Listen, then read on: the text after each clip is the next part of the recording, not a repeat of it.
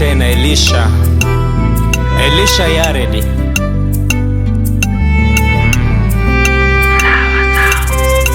Wasamehe maana wajui wayatendayo, wasamehe maana wajui wayafanyayo, wasamehe maana wajui wayatendayo. Baba, naomba uwasamehe, wasamehe maana wajui wayatendayo,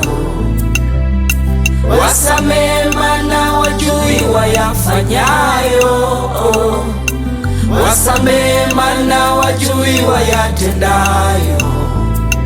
Baba, naomba uwasamehe. Ni kweli wao ndio chanzo cha matatizo yangu. Ni kweli hao ndio chanzo cha maumivu yangu. Ni kweli hawataki furaha yangu. Ni kweli wanatamani hata nife. Baba, ninaomba uwasamehe, maana wajui wayafanyayo. Wasamehe maana wajui wayatendayo, wasamehe maana wajui wayafanyayo, wasamehe maana wajui wayatendayo. Baba, naomba uwasamehe, wasamehe maana wajui wayatendayo, wasamehe maana wajui wayafanyayo, wasamehe maana wajui wayatendayo. Baba, naomba uwasamehe. Stefano alipigwa na mawe, kabla ya kukata roho alisema,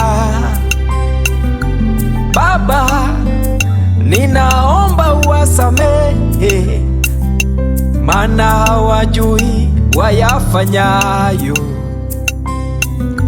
Hata Yesu walipomsulubisha na kumtendea mambo ya kikatili,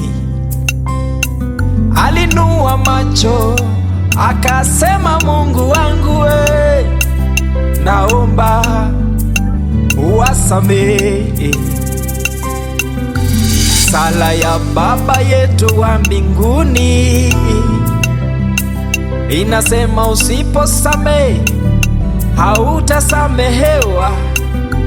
Baba, ninaomba uwasamehe, maana wajui wayatendayo.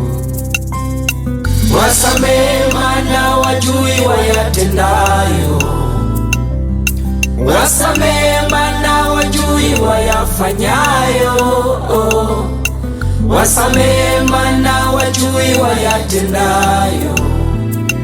Baba, naomba uwasamehe, wasamehe maana wajui wayatendayo, wasamehe maana wajui wayafanyayo, wasamehe maana wajui wayatendayo.